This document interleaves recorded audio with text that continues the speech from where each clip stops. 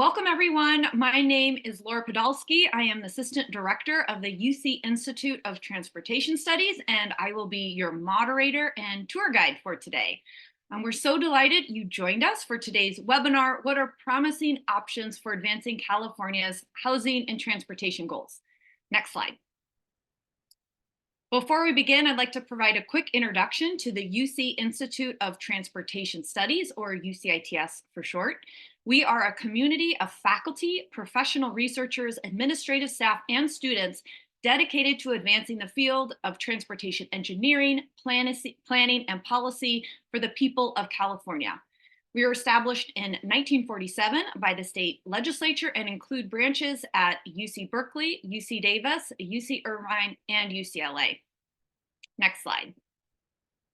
Today's presentation highlights findings from the report, Policies to Improve Transportation Sustainability, Accessibility, and Housing Affordability in the State of California. A link to download that report is in the chat box.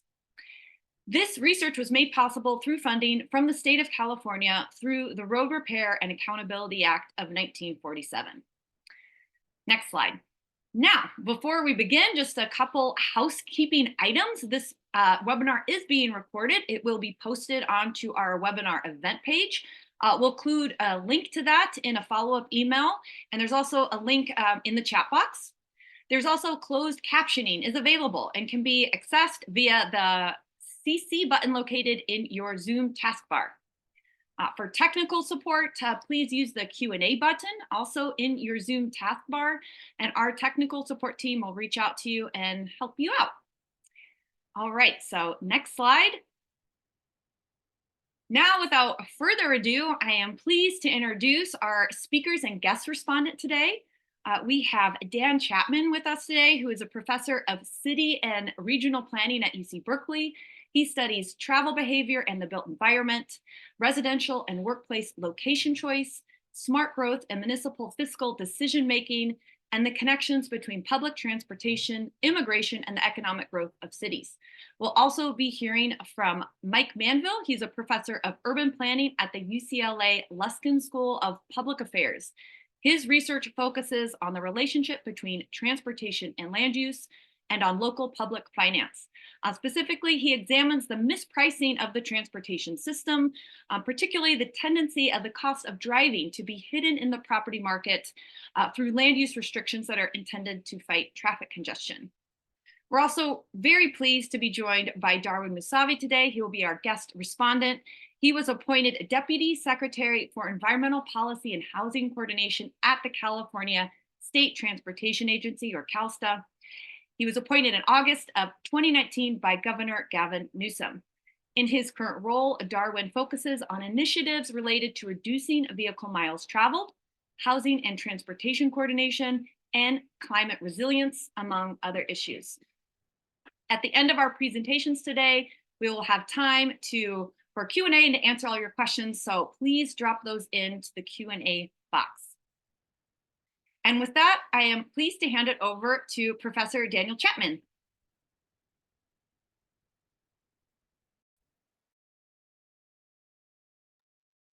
Hi, everybody. I'm really pleased to be here to get a chance to talk about a research report that I'll introduce in a second. I'm just going to go ahead and start sharing my screen so we can get started here. Just a sec here.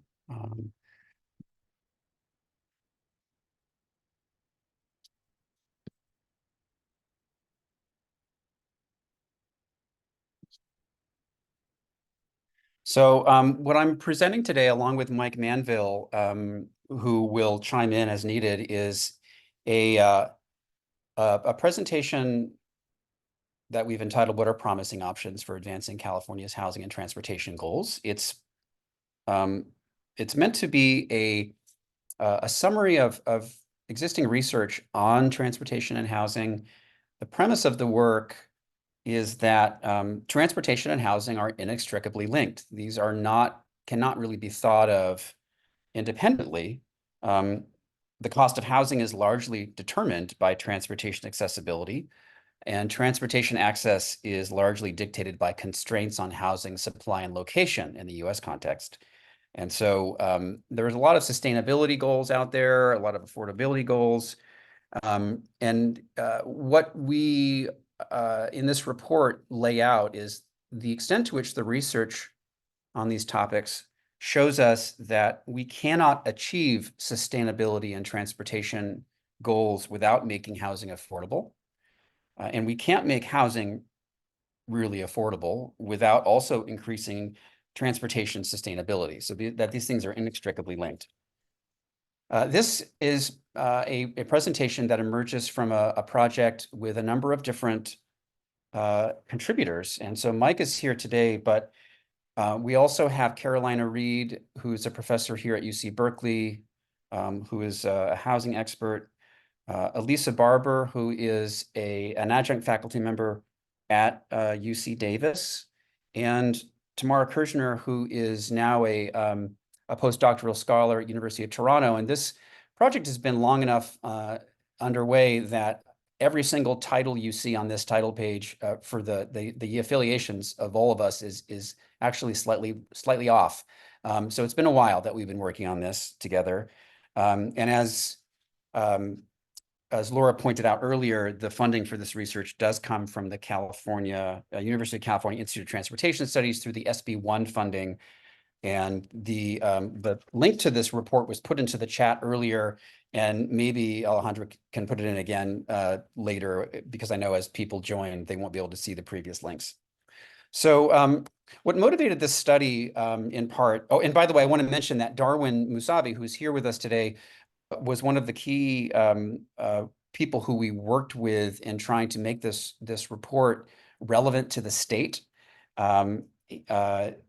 And the State Transportation Agency was sort of a sponsor of the work, as it will, through the Housing Transportation Coordination Work Group, which Darwin is a co-convener of. So in the state of California, there are lots and lots of ways that the state influences both transportation and housing. And this particular graphic comes from Alfred Twu, and it's from October 2023, so it's a little bit out of date, but it just gives you a sense of all the different housing interventions that are happening now at the state level in the state of California. There's lots of housing bills. There's also lots of transportation bills. Those are not shown here. There's lots of interest at the state level in trying to figure out how to get sustainability and affordability and accessibility right. And a lot of concern about a lot of issues that have arisen in that realm that I'll touch upon. And this is kind of a new phenomenon in the last 10, 15 years, the extent to which the state particularly has been involved on the housing side of things and the relationship between housing and transportation. And so part of what we were trying to answer, the questions that we were trying to answer, was which of these efforts is in fact a good idea and will help across the dimensions of housing affordability and transportation sustainability and accessibility, and which of them is merely a drop in the bucket, and which of them might miss the point entirely. So that was kind of the remit that we were trying to meet. Since the passage of Senate Bill 375, transportation and land use planning in the state of California has been very focused on infill development, and particularly transit priority areas within metropolitan areas. This is an image from Austin, Texas. It accompanies a newspaper article. And this the caption for this picture says, this is a rendition of the southeast portion of Plaza Saltillo development, now under construction, in which higher density gentrification is replacing affordable housing and business locations under the guise of TOD, transit-oriented development. Another quote that comes from, this is the Austin Chronicle, another quote, and by the way, this is from 2017. There's lots and lots of articles like this out there. This is just one that I randomly found that had a picture of both of a train and some housing. Another quote from this article says, there are lots of parking garages for those shiny BMWs going in block by block.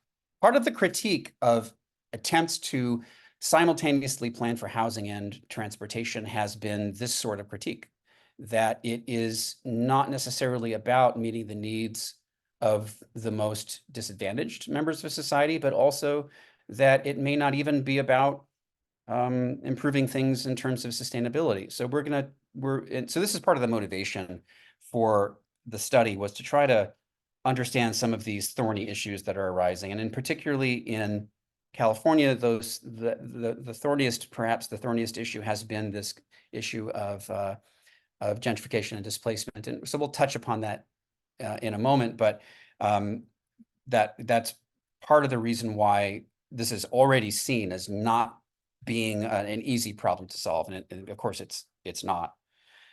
So there are three policy areas that are completely codependent that we looked at. Essentially, what this project was a bunch of us on the project are very, very well versed in this literature. We contribute to these literatures on transportation and housing in terms of doing empirical research, and we also have a pretty good understanding of the scope of the literature and the different sorts of findings in them. And so what we did was we essentially tried to construct a report that summarized those literatures and tried to extract from them what we can learn about efforts to improve things in these three areas. And the three policy areas are: the first is reducing auto ownership and use, and consequently increasing alternative modes. The second is improving housing affordability. And the third one is increasing access to jobs, particularly for poorer households. So these areas are completely interrelated, and they are codependent in the US context, particularly because of a long history of land use policies that have reduced the individual cost of auto ownership and use from what their social costs are. And they have also increased the costs of housing in almost every metropolitan area of the country, but particularly the economically booming ones, and which have in doing both of those things, ended up making accessibility worse for probably everybody, but particularly for poorer households. And so what I'm going to do next is take you through a set of findings that we extract from these very diverse and voluminous research literatures, that are conventional findings, that are, you could say, less conventional findings, and that you could say might be areas of both research and policy neglect. And then I'll close briefly with a couple of ideas about what this means for policy at the state level in terms of what we should be doing, what we should be focusing on. So the first one is the conventional findings. The conventional findings are things that most people on this webinar will be familiar with. So again, the three areas that we looked at: one set of issues. How do housing and built environment policies affect housing supply and location, accessibility, and travel? Three different areas. The second set of issues: how and whether transport infrastructure and services and policies on transport infrastructure and services affect housing supply and location, accessibility, and travel patterns. And then the third was a set of literature describing barriers and issues in implementation of policies, and I'm not going to talk about that so much today. So there's a series of conventional findings that emerges from these literatures, and two of those findings are exemplified by this photo, which is of a light rail stop in Santa Clara County. This is the VTA.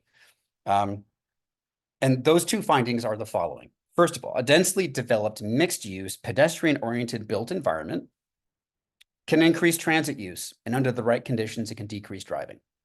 Not new information. And the second conventional finding is that there is a stronger market for housing near high-quality transit than in many other places, and often there is more willingness to allow housing development to occur there.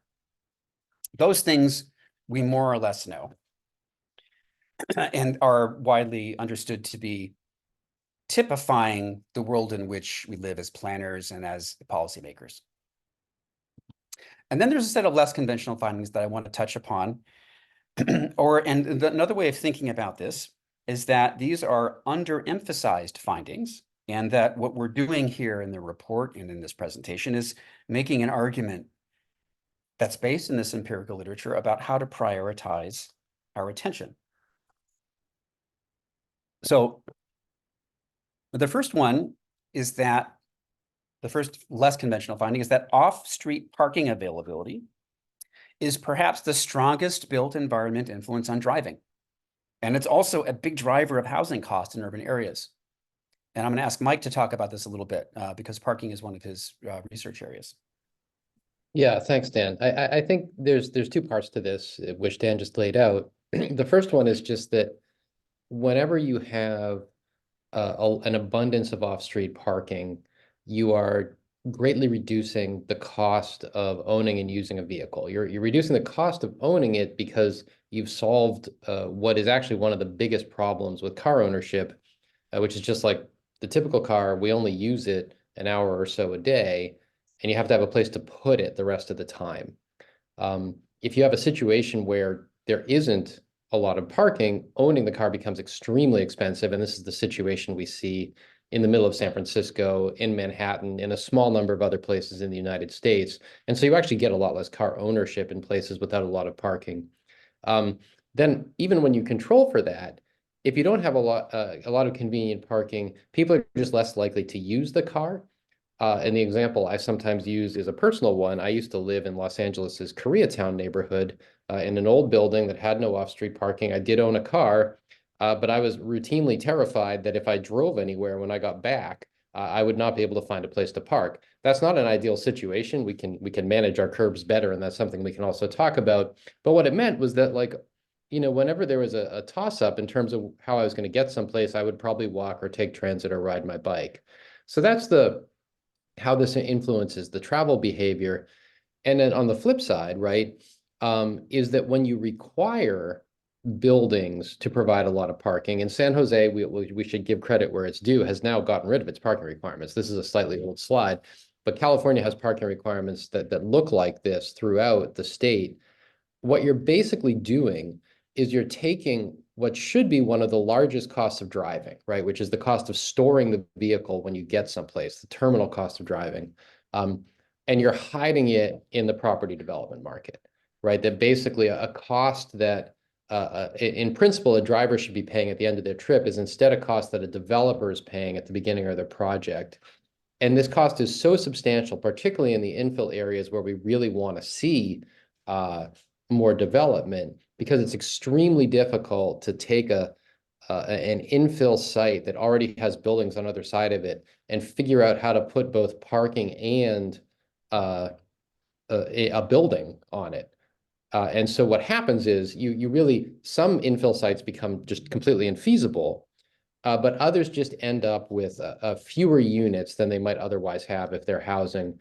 And I think what happens is, in the story of California, the last 50 years, 60 years has been, it doesn't seem like a big deal when a parcel is redeveloped and it has 10 or 15% fewer units that it might have because it has to accommodate parking.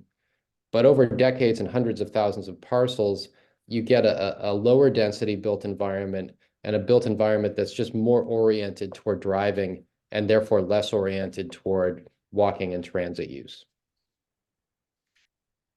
Great, thanks, Mike. So I'm going to go to the next slide and say, along with the fact that parking as an influence upon driving is much stronger than other sorts of influences upon driving.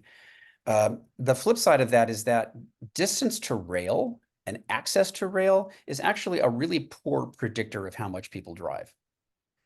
Our policy has been very focused on rail access, specifically rail, not so much bus. And in fact, almost everything else is more influential than rail access is. And this is something that's underemphasized in literature for various reasons. One reason why it's underemphasized is, for example, other measures of the built environment haven't been so readily available in the past. Parking measures are now more readily available than they were in the past, and it turns out that they're super important. So this is something that comes out of literature that I think has policy implications. The second or the third one that we'll mention is that deregulating housing reduces housing costs and likely leads to higher density as well. Both things are likely. And when we talk about deregulating housing, we can be talking about it more broadly than we often do, which will be the next slide. And there's at least two reasons for this. What this shows, by the way, is this is home prices by county, according to Zillow data. Zillow data are not terrible. They're okay. This is 2021. And what this shows is that there are certain counties in the United States that have the very, very highest housing costs. And it turns out that many of those, unsurprisingly, are in California. And while there have been some variations in this over time, post-pandemic, for example, in some of these counties in California, there's been actual reductions in housing costs. Nevertheless, we have very, very high housing costs in those places, and that deregulating housing in those areas that have the very highest costs are going to result not only in more housing, but also in denser housing. And this is an important point because that we'll come back to, which is that a lot of this is about permitting much higher density development in places that are already dense. In California and in lots of states, there's a focus on trying to make sustainability policies work everywhere. And actually, they're most efficient in the biggest, densest cities. And California is just one example of that.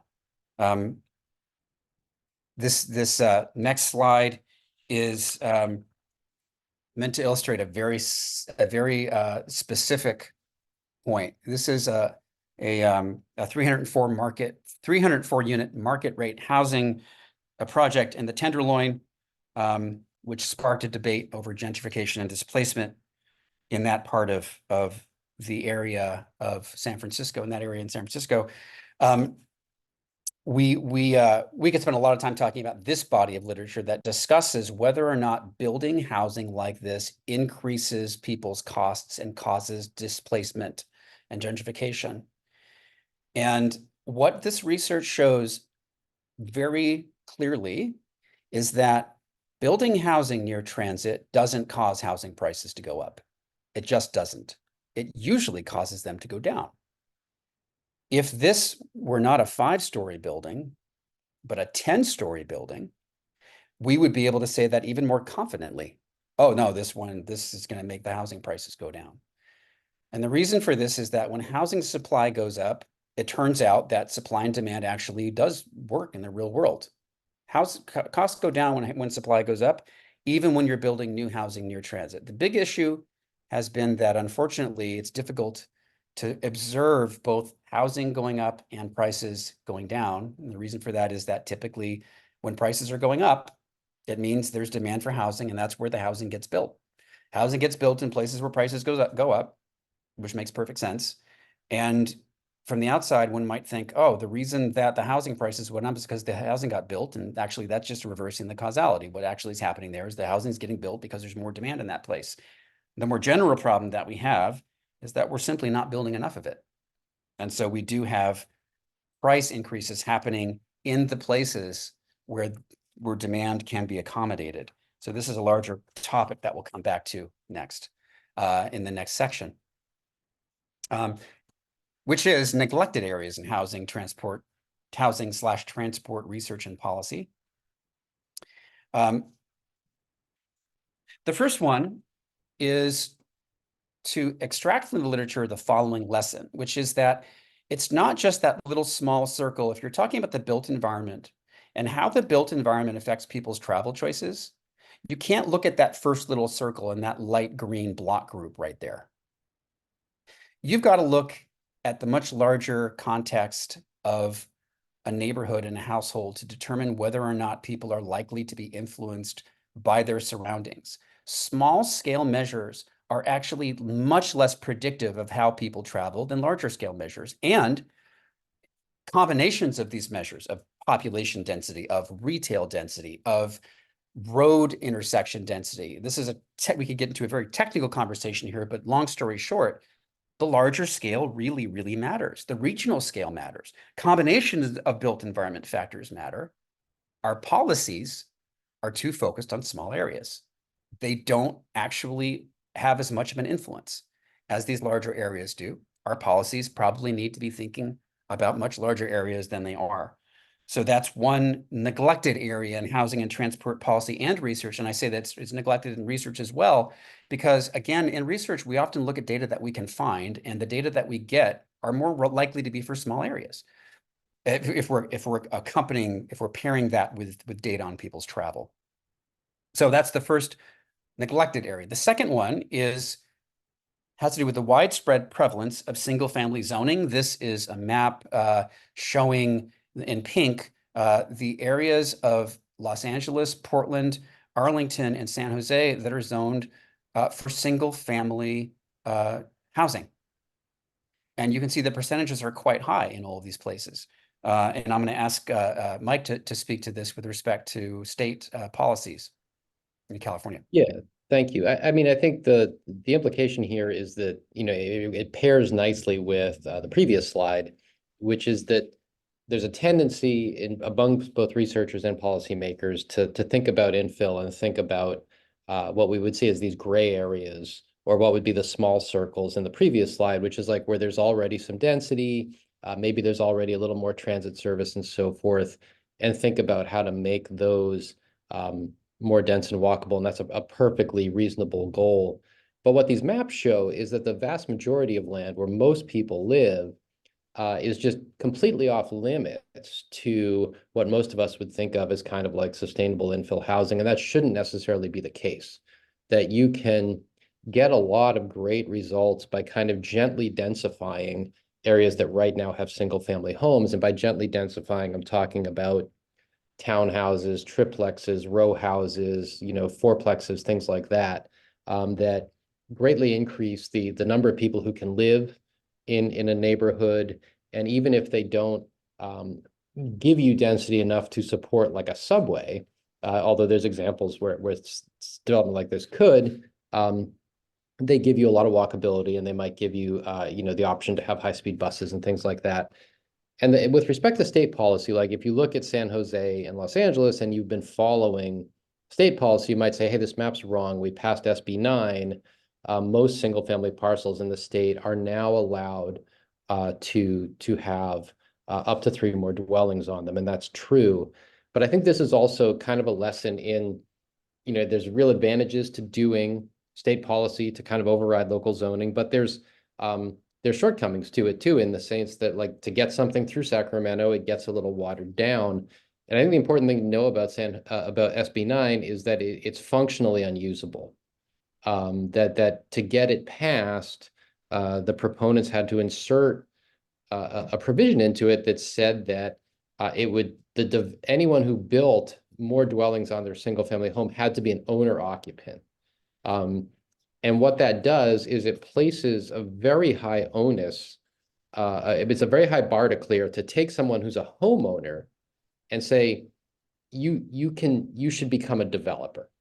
And most homeowners don't want to do that. And development's a very risky business as it is. And I think the lesson from this is just, especially when you're going with these sort of modest increases in housing stock, you have to make that pretty easy to do administratively. And introducing additional regulations, like saying the owner occupant has to become the developer, you're basically rendering it kind of infeasible to use. And so hopefully that will get cleaned up or fixed in the future, but it's sort of an object lesson in accomplishing something on paper and then probably not really accomplishing something out in the world.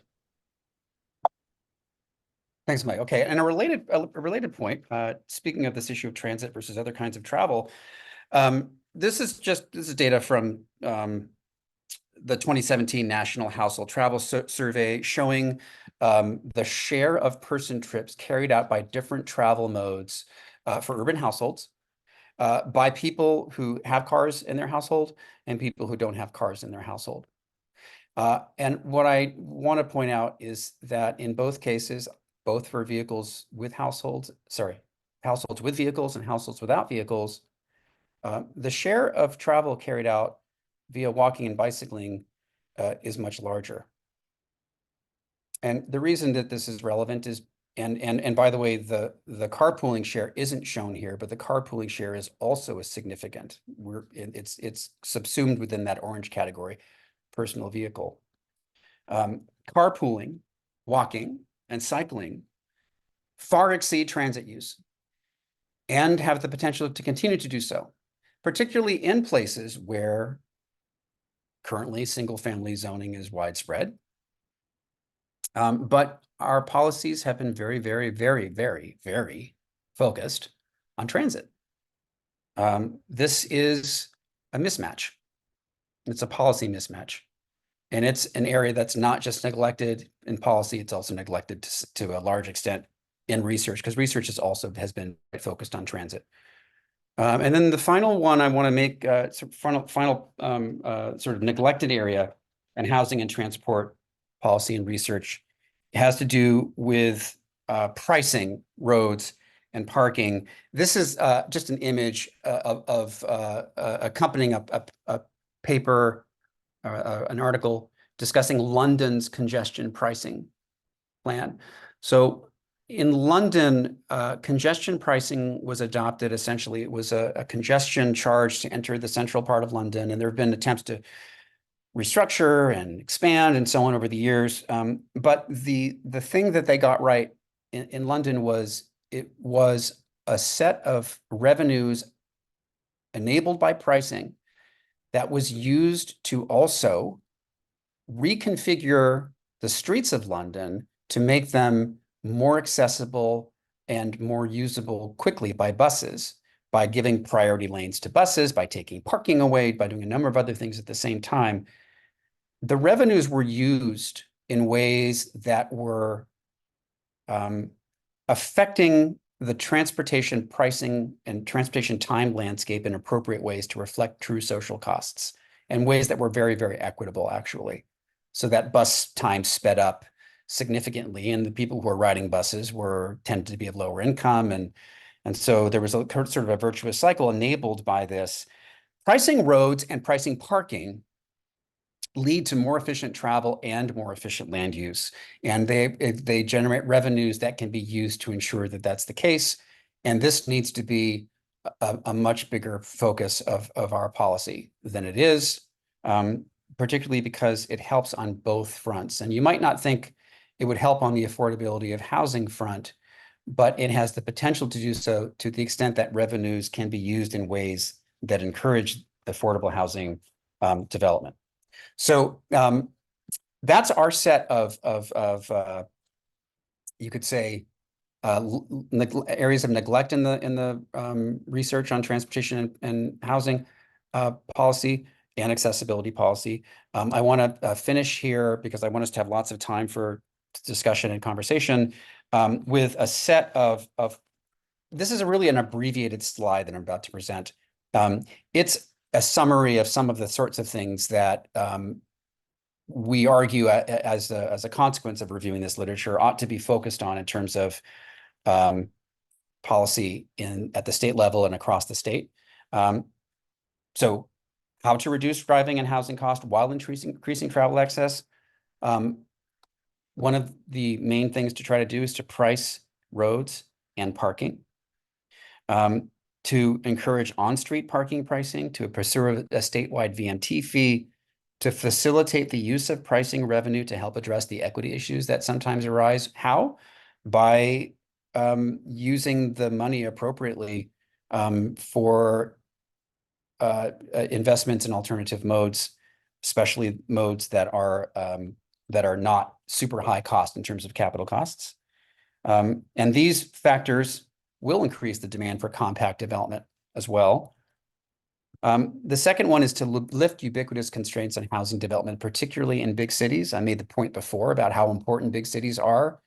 We can talk about that more in Q&A, but we do want to incentivize widespread density increases rather than only towers near rail in particular. And that means in cities, but also even outside cities. The point being that we have so much more to focus on and so much more to do than can be met simply by looking at areas near rail.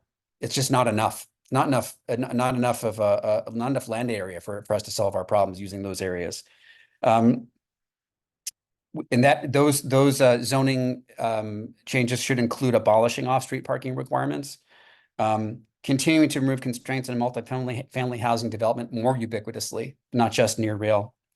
And then finally, focusing on reducing auto use and increasing carpooling, walking, and cycling. Yeah, and also transit. But transit is there's lots of reasons why transit is a problematic area. Right now, we have massive declines in transit ridership in the United States and in California specifically.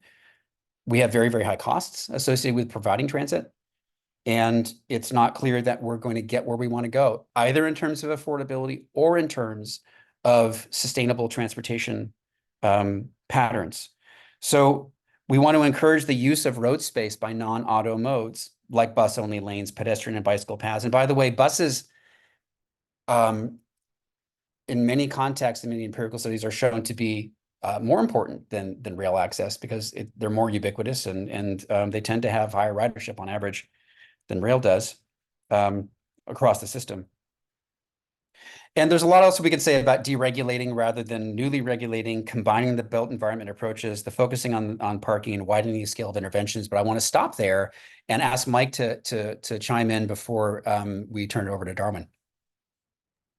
Thanks, Dan. Yeah, I mean, I think that was a very good summary. The only thing I would add is that I think we tend to, and this is just a natural outgrowth of the policy process, we get focused on particular metrics and sometimes become overly focused on them a little bit. And so I think that may be one reason we all sort of, there's a number of reasons we got so focused on transit. And I think that, you know, there's a rhetoric in California that is very understandable conceptually, which is just like we need to reduce VMT and increase transit ridership. And that's how we're going to meet our transportation goals and meet our sustainability goals and so forth. And I think that one of the things that we want to do is make sure we're focused on what we actually want to do. And what I mean by that is that there's nothing intrinsically good about transit ridership, right? If you took everybody who was right now walks to work and made them ride transit, you would basically, they might go a little faster, but you'd see more carbon rather than less, right? I mean, and the same thing's true that there's many driving trips that occur in California that for reasons having to do with how empty some of our transit vehicles are, they're actually less carbon intensive than those transit rides. And that's not just transit or anything. It's important to have these sort of low ridership coverage routes for public transportation. But what I want to emphasize is there are particular problems we want to reduce. Problems of pollution, problems of carbon emissions, problems of high housing costs that have to do with how good our environmental quality is and how well people are able to live their lives.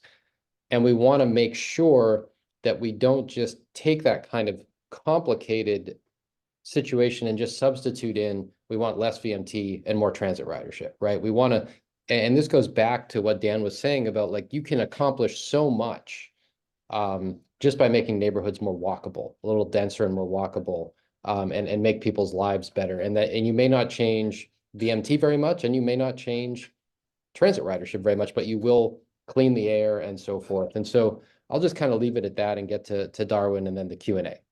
Thanks.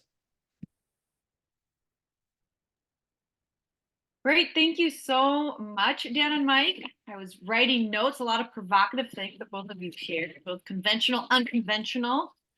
So right now, I'd love to turn it over to Darwin Moosavi to provide a reaction and commentary. And Dan, if you could stop sharing your screen, then Darwin can pop up as well. Great. Well, thank you so much for having me, and thanks again, Dan and Mike, for the presentation and the opportunity to be a respondent on this webinar. So I'm Darwin Moosavi, as mentioned earlier. I'm the Deputy Secretary for Environmental Policy and Housing Coordination at the California State Transportation Agency.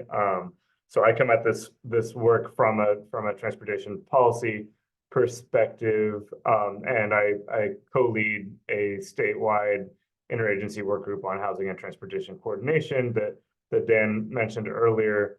And yeah, very appreciative of the work UCITS has done to give us a chance to provide input into this study early in terms of how to make it as usable as possible for state policymakers to make sure that we can take the findings and apply it to our work. from my perspective, as mentioned earlier, I work on policy-wise a lot of the issues mentioned here today. The state goals that as was mentioned, maybe overly focused on transit and VMT reduction.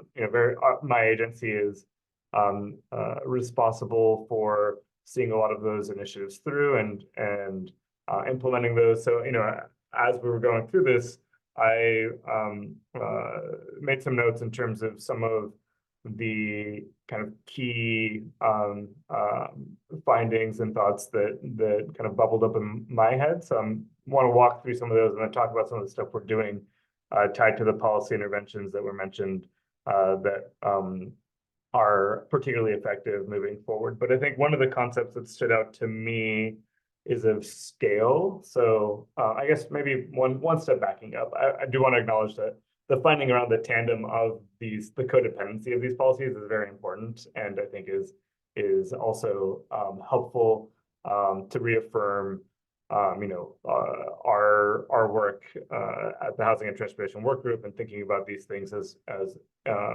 intertwined and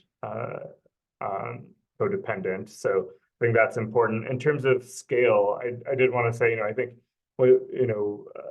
a challenge that we have here at the state is that one of our biggest levers from a state agency perspective is funding, right? And so when you're talking about direct funding, you're talking about project level investments, and so I think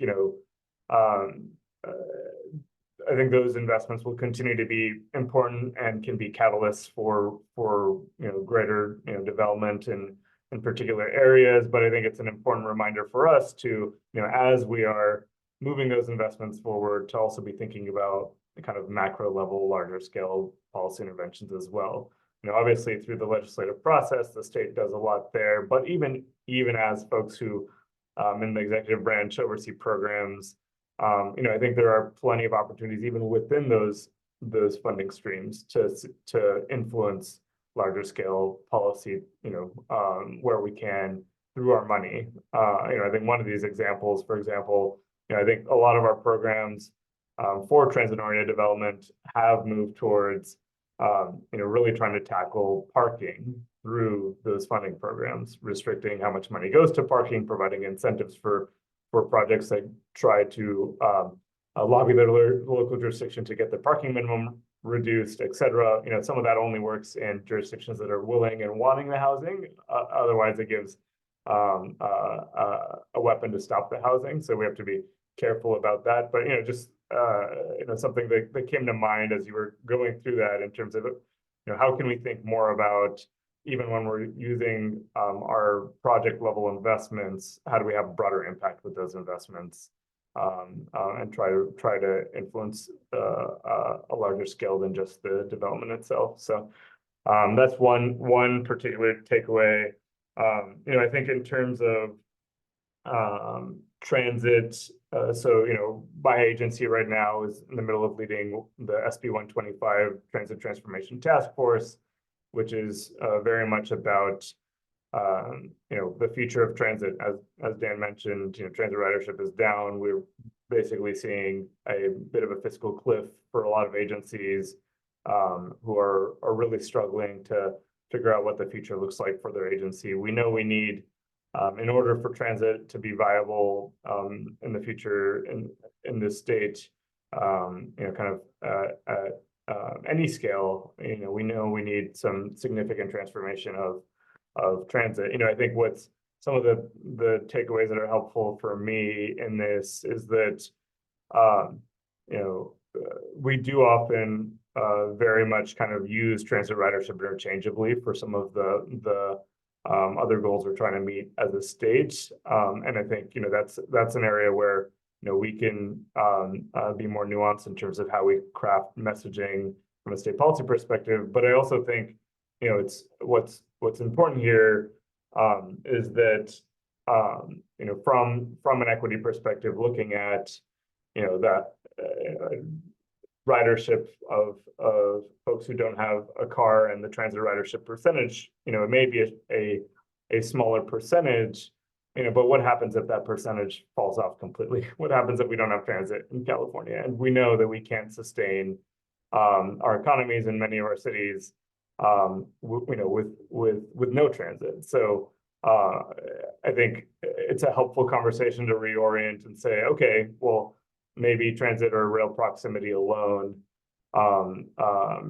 isn't how we accomplish these goals. But how do you? And this is part of what we're trying to do in the Transit Transformation Task Force. How do you think about additional, broader strategies that not only help us meet the auto use, reducing auto use and auto dependency and housing affordability goals, but also as a co-benefit end up making transit more viable by providing a larger transit use space, right? So it's almost like flipping the script, I guess, a little bit in terms of how we talk about it. So I think that was a helpful takeaway. We're trying to set up conversations in the Transit Transformation Task Force to really talk about the role of transit in walkability and bikeability, in both ways, in terms of how do you have transit think more about first mile, last mile access, but also more broadly, how are we incentivizing communities to think about the development patterns that they're building, the active transportation environment that they're building, as a way to also support transit. So thinking about it in that way, I think is also helpful for us. So, and then one last area that I wanted to touch on that I think is important, that we've been doing more on lately, but certainly agree that it has been an area of maybe underrepresented focus at the state, is roadway pricing. So through our climate action plan for transportation infrastructure, so known as CAPTI, we did launch a roadway pricing working group here at the state, where we're working with local and regional entities on finding pathways for various pricing strategies that they're looking to implement locally and regionally. It's certainly an area that we know we need to be doing more and thinking about more. I think a couple of things to think about in terms of maybe next steps and areas of additional need and focus. I really do think the equity component will be a very important one in that space. I know that pricing can be done in a way, particularly as mentioned, with revenues that really do center equity. If we were to take that pathway, I think what's challenging there is not just public opinion and perception, but also the reality of timing and scale. And how do you really think about changing the dynamics around disincentivizing driving, and meeting folks where they are today and their day-to-day challenges in an immediate sense, just given the lead time for development and infrastructure, et cetera. I do think that will be a certain challenge for the state moving forward. So these are some of my kind of general observations. Really appreciate the presentation and the conversation. And yeah, there's a lot here for us to really dig into. And I'm again representing the transportation agency. Our housing and transportation work group also has housing partners on there. I'm sure they also would have a lot of insights on some of the specific housing policies that you all spoke about here today. And yeah, thanks again for the opportunity. Great, thank you, Darwin, so much. We're now going to shift to our Q&A. So everyone should be able to see questions that have already been submitted. If you open up your Q&A box, they should be in that answer tab. And I'm going to hand it over to Dan. I think he's reviewed the questions. He's excited to jump in. And so, yeah, let's jump in. And so please, for others, thank you for our 5 individuals that have already submitted questions, but we'd love to hear from more of you. So enter your questions in there and let's, jump in. All right, Dan, which one do you want to Right, tackle first? we only have 10 minutes left, so my modus operandi here is to just answer questions really fast. But Mike and Darwin, please just jump in. So Zach Subin, thanks for your question about recent housing laws about transit proximity. I mean, I feel as though what we need to be talking about is more broadly understood housing laws. And some of the housing laws, like SB 9, are ostensibly broad. They are spatially broad. Unfortunately, they didn't end up being as efficacious as they might have been because of various things. I just think we need to be thinking much more broadly than we are. And I think we should be focusing on the central parts of big cities, but also cities in general. So that's one possible answer to the question. But I just think that we need a more widespread, this is my kind of opinion.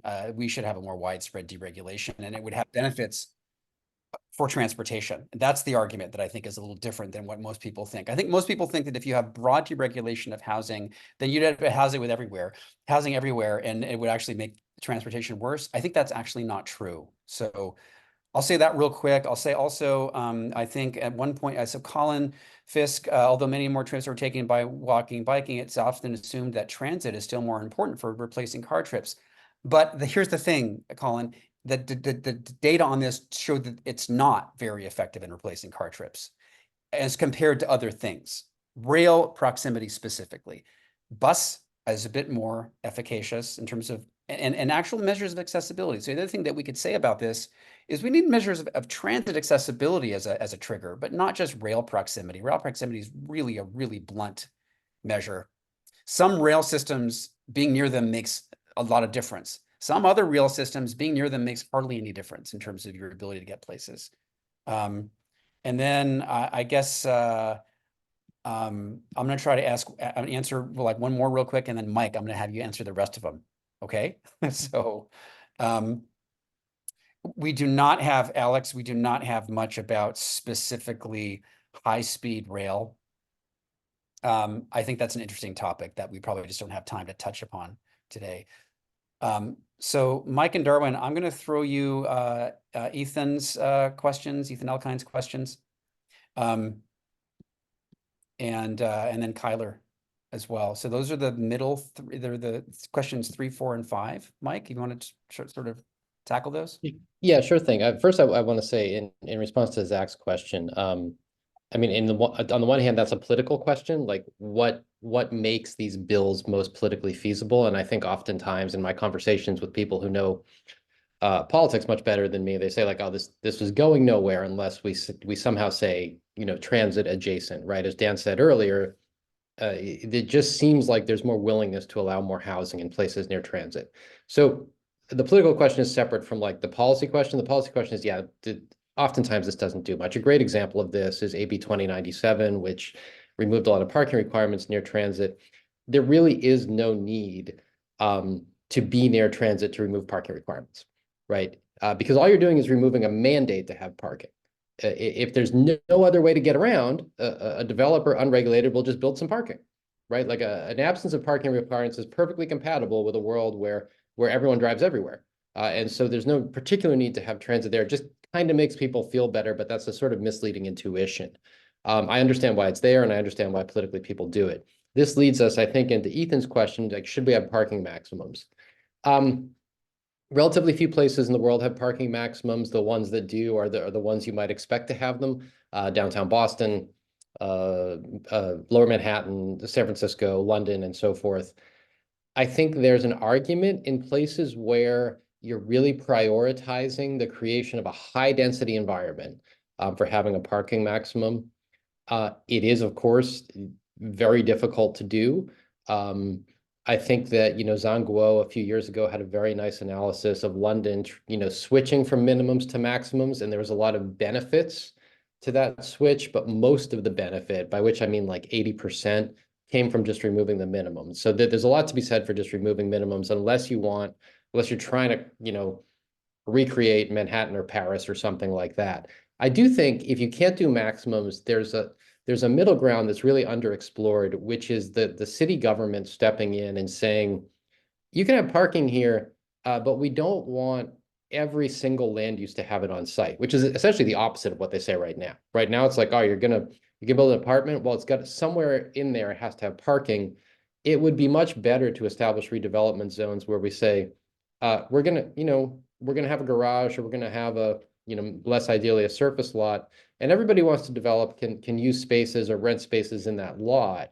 And what that does is it preserves that more walkable built environment. It lets you build buildings shoulder to shoulder, maximize that parcel, but still offer, some parking if the absence of that parking is going to spook lenders or chase developers away or things like that. Just, moving fast. Ethan's other question: how do we get any of this done when local governments have veto power over all of them and basically no incentive to say yes? Well, that is the million-dollar question.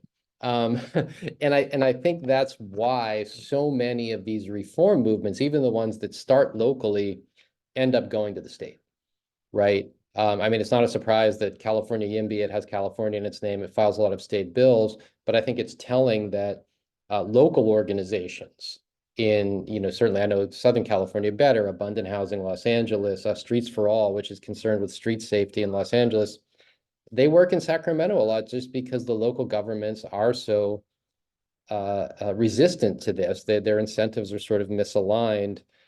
And I don't have any good answer to it other than you just have to keep trying to chip away. Because I do think that eventually, once these reforms get put in place and a little bit of time passes, people, forget about why they were so freaked out about them. Darwin, can I ask you to step in and just address any of these questions and any additional things you want to say? I know we have to wrap up in just a minute, so I wanted to give you a chance to say something there. Yeah, I just, to the point just mentioned about how do you get any of this done, I think the current, although easy to look at the current policy landscape of what the priorities are at the state and say, why are we over focused on this versus that? I think the reality of what is an easier lift politically is what we have right now, right, in terms of the landscape that exists. And so, about, the comment about SB 9, for example, we were able to get more done in terms of deregulation around transit because it's narrow. You go broad, and what do we get? As mentioned, we potentially have a broader bill, but maybe some challenges in terms of implementation. And so, I think that's where you start running into the political realities of what's feasible and possible. But I think the landscape has changed dramatically over the last 5 to 7 years or so, and so I think to Mike's point about chipping away at it, I think we'll continue to see shifts in that direction. I do want to address, I think Kyler had one last question, seems like directed at me, in terms of how much of current TOD focused funding programs at the state can be easily shifted to walkability, active transportation improvements, et cetera. So, I think one thing I'll say is that a lot of those programs already do fund those types of improvements. They do it in tangent with housing as well, but you do have the ability to fund active transportation improvements, et cetera, particularly with programs like the Affordable Housing Sustainable Communities Program. All right. Thank you, everyone. I feel this conversation could go so much longer. So unfortunately, we're going to have to wrap up to respect everyone's time today. So just a big thank you to you, Darwin, as our guest responded today. Thank you so much for joining us. Thank you, Mike and Dan, for presenting your research. For your research, we really appreciate you. A big thank you to our behind the scenes webinar superstar, Alejandra Soto, for keeping everything going. Please look out in your email. You will receive a link to today's webinar, the slides, the associated report that we mentioned, and a link to a brief evaluation survey. We'll also drop the evaluation survey in the chat box. If you could take a few moments, just provide us some feedback. We'd really appreciate it, just to hear how you think today went, if you have any other conversations. And then we hope you join us next month for our next webinar. It will be Wednesday, May 22nd. We are going to be looking at early insights on how mobility wallet programs are performing in 4 California cities. So I'm really excited about that. We will have a focus on LA Metro's mobility wallet program, which is the largest in the nation. So very excited for that. There's a registration link in the chat box. And with that, we're gonna close up today. Thank you again for joining us, and have a wonderful rest of your day. Thank you so much. Thanks, everybody. Bye.